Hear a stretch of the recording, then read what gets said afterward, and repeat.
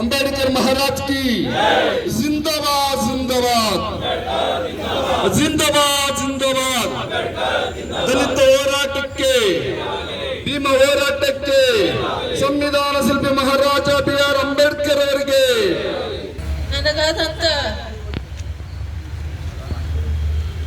ತಾಯಿ ಋಣ ಮಗನ ಕೈ ಕಳ್ಕೊಂಡು ನನ್ನ ಕೈಲಿ ಮನೆಯಲ್ಲಿರಕ್ಕಾಯ್ತಾ ಇಲ್ಲ.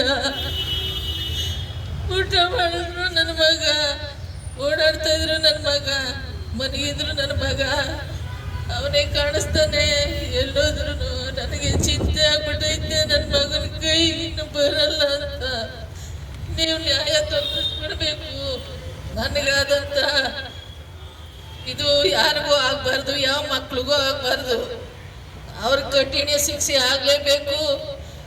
ಅವ್ರಿಗೂ ನನ್ನ ಮುಂದೆಗಡೆ ಅವರು ಸಾಯ್ಲೇಬೇಕು. ನನ್ನ ಮಗಂಗಾದ್ರೆ ಯಾರಿಗೂ ಆಗ್ಬಾರ್ದು. ಅಷ್ಟೇ ಕೈ ಮುಗಿದು ಕೇಳ್ಕೊತೀನಿ, ದಯವಿಟ್ಟು ನೀವು ಸಹಕಾರ ನೀಡಬೇಕು. ಗಡೀಪಾರಾಗಿರ್ತಕ್ಕಂಥ ಒಬ್ಬ ಹರ್ಷ ಅಲಿಯಾಸ್ ಕೈಮಾ ಅಂತಕ್ಕಂಥ ಇವತ್ತೇನು ಕ್ರೈಮ್ ಮಾಡಿದಾನೆ ಆ ಒಬ್ಬ ಆರೋಪಿ ಒಬ್ಬ ಪೊಲೀಸ್ಗೆ ಫೋನ್ ಮಾಡಿಕೊಂಡು ಕನಕಪುರಕ್ಕೆ ಬಂದಿರೋದು ನಿಮ್ಗೆ ನೆನಪಿರ್ಲಿ.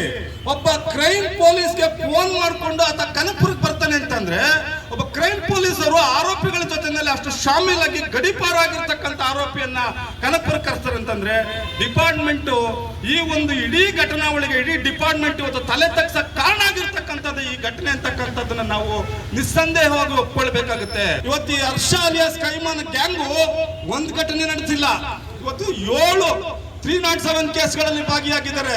ಕಿರಣ ಅಂತಕ್ಕಂಥವ್ನೊಬ್ಬನ ಮೇಲೆ ಮಾಡಿದ್ದಾರೆ, ಗೋಪಾ ಅಂತಕ್ಕಂಥವ್ರೊಬ್ಬನ ಮೇಲೆ ಮಾಡಿದ್ದಾರೆ, ಸಾಗರ ಅಂತಕ್ಕಂಥವ್ರ ಮೇಲೆ ಮಾಡಿದ್ದಾರೆ, ಅನೀಶಾ ಅಂತಕ್ಕಂಥವ್ರ ಮೇಲೆ ಮಾಡಿದ್ದಾರೆ, ಮತ್ತೆ ಬಾಣತ್ ಮಾಲಮ್ಮ ಬಡಾವಣೆಯಲ್ಲಿ 2 307 ಮಾಡಿದ್ದಾರೆ. ಇಷ್ಟು 8 307ಗಳಲ್ಲಿ ಭಾಗಿಯಾಗ್ತಾ ಇರ್ತಕ್ಕಂಥ ಆರೋಪಿಗಳ ಮೇಲೆ ಕಾನೂನು ಕ್ರಮ ಕೈಗೊಳ್ಳೋದಕ್ಕೆ ಸಾಧ್ಯ ಆಗಿಲ್ಲ ಅಂತಂದ್ರೆ ಇವಂಗೆ ಇವತ್ತು ಗುಂಡು ಹೊಡೆಯೋದಕ್ಕೆ ಇಡೀ ದಲಿತ ಪರ ಸಂಘಟನೆಗಳೆಲ್ಲವೂ ನಿಂತು ಈ ಪ್ರತಿಭಟನೆ ಮಾಡಿ ಮಾನ್ಯ ಪತ್ರಕರ್ತರುಗಳು ನಮ್ಮ ಜೊತೆ ನಿಂತು ಸಾಥ್ ಕೊಟ್ಟು ಟಿವಿ ಮಾಧ್ಯಮಗಳಲ್ಲಿ ಬಂದಾದ್ಮೇಲೆ ಸೋಷಿಯಲ್ ಮೀಡಿಯಾದಲ್ಲಿ ಬಂದಾದ್ಮೇಲೆ ಈ ಘಟನೆ ನಿರಂತರತೆಯನ್ನು ಕಾಯ್ದುಕೊಂಡು ಒಂದಿನ SP ಆಫೀಸ್ ಮುಂದೆ, ಒಂದಿನ DYSP ಆಫೀಸ್ ಮುಂದೆ, ಇನ್ನೊಂದಿನ ಸರ್ಕಲ್ ಇನ್ಸ್ಪೆಕ್ಟರ್ ಮುಂದೆ, ಇನ್ನೊಂದಿನ ಗ್ರಾಮದಲ್ಲಿ, ಇನ್ನೊಂದಿನ ಬೇರೆ ಬೇರೆ ಕಡೆ ಈ ಎಲ್ಲಾ ಚಟುವಟಿಕೆಗಳು ನಡೆದಾದ್ಮೇಲೆ ಇದರಿಂದ ತಲೆನೋವಾಗ್ಬಿಡುತ್ತೆ ಅನ್ನೋ ಕಾರಣಕ್ಕೆ ಆಮೇಲೆ ಘಟನಾ ಸ್ಥಳಕ್ಕೆ ಬೇರೆ ಬೇರೆ ರೀತಿಯ ವ್ಯಕ್ತಿಗಳು ಬರ್ಲಿಕ್ಕೆ ಶುರು ಆದ್ಮೇಲೆ ಮಾಡಿದ್ರಲ್ಲ, ಇದನ್ನ ಅವನು 2 307ನಲ್ಲಿ 1 307ನಲ್ಲಿ ಭಾಗಿಯಾದಾಗೇನೆ ಮಾಡಿದಿದ್ರೆ ಮುಂದಿನ ಘಟನೆಗಳು ನಡೀತಾನೆ ಇರಲಿಲ್ವಲ್ಲ. ನಿಮ್ಮ ಪೌರುಷತ್ವಕ್ಕೆ ಚಾಲೆಂಜ್ ಮಾಡಿದಾನೆ. ನಿಮ್ಗೆ ನಿಜವಾದ ಪೌರುಷತ್ವ ಇತ್ತು ಅಂತ ಹೇಳಿದ್ರೆ ಅವನಿಗೆ ಗುಂಡಾರಿಸಿ ಅಂತ. ಅದೇ ರೀತಿ ಎಷ್ಟೋ ನಮ್ಮ ದಲಿತ ನಾಯಕರನ್ನು ಕೂಡ ಆಗ್ರಹ ಮಾಡಿದ್ರು. ಬೆಳಕರಿ ಎಷ್ಟೊತ್ತಿಗೆ ನಮಗೆ ಒಂದು ಸುದ್ದಿ ಬರುತ್ತೆ ಆರೋಪಿಗಳಿಗೆ ಗುಂಡು ಹೊಡೆದಿದ್ದಾರೆ ಅಂತ.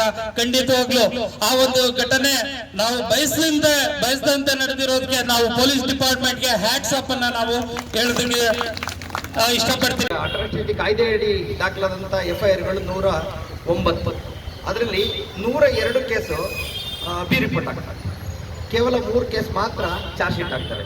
ಯಾಕೆ ಈ ಧೋರಣೆ ಅಂತ ನನಗೂ ಕ್ವಶನ್ ಆಗ್ತದೆ. ಮೇಲಿಂದ ಮೇಲೆ ಇಂತಹ ಅಪರಾಧ ಕೃತ್ಯಗಳಲ್ಲಿ ಭಾಗಿಯಾಗುತ್ತಾ ಪೊಲೀಸು ಮತ್ತು ಕಾನೂನು ಸುವ್ಯವಸ್ಥೆಗೆ ಅಡ್ಡಿ ಉಂಟು ಮಾಡುತ್ತಿರುವ ನಟೋರಿಯಸ್ ಆರೋಪಿ ಹರ್ಷ ಅಲಿಯಾಸ್ ಕೈಮಾ, ಕರುಣೇಶ್ ಅಲಿಯಾಸ್ ಕನ್ನು ಹಾಗೂ ಸಹಚರರುಗಳ ಮೇಲೆ ಗೂಂಡಾ ಕಾಯ್ದೆಯ ಅಸ್ತ್ರ ಪ್ರಯೋಗಿಸಿ ಸಮಾಜದ ದುರ್ಬಲ ಜನರ ಶಾಂತಿ ನೆಮ್ಮದಿಗೆ ಮುಂಜಾಗ್ರತಾ ಕ್ರಮ ವಹಿಸಬೇಕಾಗಿರುತ್ತದೆ. ಇದೊಂದು ಹೇಯ ಕೃತ್ಯ, ಇದು ಮಾನವ ಕುಲ ಮಾಡುವಂಥ ಕೃತ್ಯ ಅಲ್ಲ. ಇರುವಂಥ ಆರೋಪಿತರಲ್ಲಿ 3 ಜನರ ಹಿನ್ನೆಲೆ ಕೂಡ ಸರಿ ಇರಲಿಲ್ಲ. ಈ ಹಿಂದೆ ಹಲವಾರು ಪ್ರಕರಣಗಳಲ್ಲಿ ಕೂಡ ಅವರು ಭಾಗಿಯಾಗಿದ್ದರು. ಆತನನ್ನು ಗಡೀಪಾರು ಆದೇಶವನ್ನು DC ಅವರು ಮಾಡಿ ಆತನನ್ನು ನಮ್ಮ ಕನಕಪುರದಿಂದ ತುಮಕೂರು ಜಿಲ್ಲೆಗೆ ಆತನನ್ನು ಗಡೀಪಾರು ಮಾಡಿದರು. ಆತನ ಗಡೀಪಾರು ಅವಧಿ ಕಂಟಿನ್ಯೂ ಇತ್ತು, ಅಪ್ ಟು ಸೆಪ್ಟೆಂಬರ್ವರೆಗಿತ್ತು. ಆ ಮಾನ್ಯ DC ರವರ ಆದೇಶವನ್ನು ಉಲ್ಲಂಘನೆ ಮಾಡಿ ಪುನಃ ಬಂದು ಕನಕಪುರದಲ್ಲಿ ಇಂಥ ಒಂದು ಕೃತ್ಯವನ್ನು ಅವನು ಎಸಗಿದ್ದಾನೆ. ಈ ಬಗ್ಗೆ ಆಲ್ರೆಡಿ ಪ್ರಕರಣ ದಾಖಲಾಗಿದೆ. ಆ ಪ್ರಕರಣದಲ್ಲಿ ಈಗಾಗಲೇ 4 ಜನರನ್ನು ದಸ್ತಗಿರಿ ಮಾಡಿದ್ದೇವೆ. 2 ದಸ್ತಗಿರಿ ಮಾಡುವ ಸಂದರ್ಭದಲ್ಲಿ ನಮ್ಮ ಪೊಲೀಸ್ ಅಧಿಕಾರಿ ಸಿಬ್ಬಂದಿಗಳ ಮೇಲೆ ಪುನಃ ಮಾರಕಾಸ್ತ್ರಗಳಿಂದ ಹಲ್ಲೆ ಮಾಡಿದ್ದರಿಂದ ಆತ್ಮರಕ್ಷಣೆಗಾಗಿ ಅವರಿಗೆ ಗುಂಡೇಟು ತಗುಲಿದ್ದರಿಂದ ಅವರು ಈಗ ಆಸ್ಪತ್ರೆಯಲ್ಲಿ ಚಿಕಿತ್ಸೆ ಪಡೀತಾ ಇದ್ದಾರೆ. ಈ ಚಿಕಿತ್ಸೆ ಅವಧಿ ಮುಗಿದ ನಂತರ ಅವರನ್ನು ನಾವು ನ್ಯಾಯಾಂಗ ವಶಕ್ಕೆ ಕೊಡ್ತೇವೆ. ಅದ್ರ ಜೊತೆಗೆ ಇನ್ನೊಬ್ಬ ಆರೋಪಿ ಇದ್ದ, ಆತನೂ ಕೂಡ ಈಗ ದಸ್ತಗಿರಿ ಆಗಿದ್ದಾನೆ. ಆತನಿಗೆ ಮತ್ತೆ ನಮ್ಮ ಪ್ರಕರಣದಲ್ಲಿ ತೆಗೆದುಕೊಳ್ಳಲು ವಾರೆಂಟ್ ಕೂಡ ರೆಡಿಯಾಗಿದೆ. ಇದನ್ನು ಆದಷ್ಟು ಫಾಸ್ಟ್ ಟ್ರ್ಯಾಕಿಗೆ ಹಾಕಿಸಿ ಟ್ರಯಲನ್ನು ಆದಷ್ಟು ಬೇಗ ಬರುವಂತೆ ಮಾಡ್ತೀವಿ. ನಾನು ಈ ಪ್ರಕರಣದಲ್ಲಿ ಅವ್ರಿಗೆ ಶಿಕ್ಷೆ ಆಗಲೇಬೇಕೆಂಬ ದೃಷ್ಟಿಯಿಂದ, ಯಾಕೆಂದರೆ ಎಲ್ಲರೂ ಎಜುಕೇಟೆಡ್ ಇರಲ್ಲ. ನಾನು ಅವ್ರ ಮನೆಯಲ್ಲೇ ಕೂತ್ಕೊಂಡು ಅಲ್ಲೇ ವಿಡಿಯೋ ರೆಕಾರ್ಡಿಂಗ್ ಮಾಡಿ ಅಲ್ಲೇ ಸಾಕ್ಷಿಗಳ ಹೇಳಿಕೆಯನ್ನು ಪಡ್ಕೊಂಡು ಯಾರನ್ನೂ ಕೂಡ ನಾನು ಪೊಲೀಸ್ ಸ್ಟೇಷನ್ಗೆ ತರಿಸೋದಿಲ್ಲ. ಇತ್ತೀಚಿನ ದಿನದಲ್ಲಿ ಆ ವ್ಯವಸ್ಥೆ ಬಿಟ್ಟುಬಿಟ್ಟಿದ್ದೀನಿ. ಥಾಮಸಂದ್ರದ ಒಂದು ಘಟನೆ ಆಯಿತು. ಆ ಘಟನೆಯಲ್ಲಿ ಈಗಾಗಲೇ ಮುಖ್ಯ ಆರೋಪಿತರು ಎಲ್ಲರನ್ನೂ ದಸ್ತಗಿರಿ ಮಾಡಿದ್ದೇವೆ.